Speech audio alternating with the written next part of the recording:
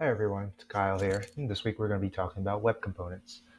So, what are web components? So, first of all, web components are a set of technologies that provide standards-based component model for the web.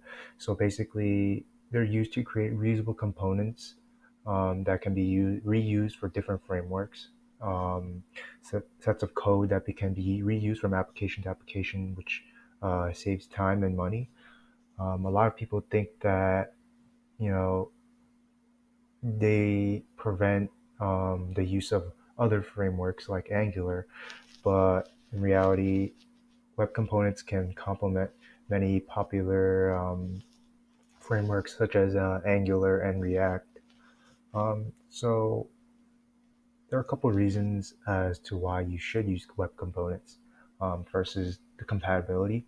Web components they're a defined standard that's already included in the HTML spec. So because of that, you have native support and they're compatible with the big frameworks like I mentioned before, such as Angular. So you can build reusable components that can be used from framework to framework. Um, Secondly, they're really simple to use. Web components, besides giving you a way of reusing web components or components, they don't do any much else. So it really doesn't matter how you structure your code. They don't provide, like I said, they don't provide anything else other than a way to reuse the components. So they don't do state management. They don't provide state management. They don't provide any data binding or intercomponent communication. So they're just there to create reusable components while your framework, whichever framework you decide to use, handles the rest of it.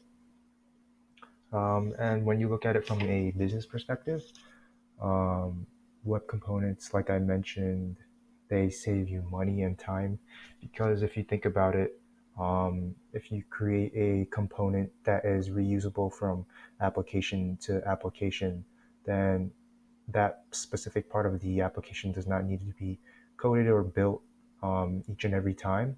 So that piece of the application can be transferred from application to application, from department to department, from team to team.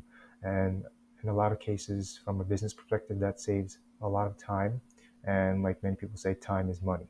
So any development managers or any executives looking to save more time and money in the application development process can look to use web components because teams can just focus on building and deploying applications much more quickly.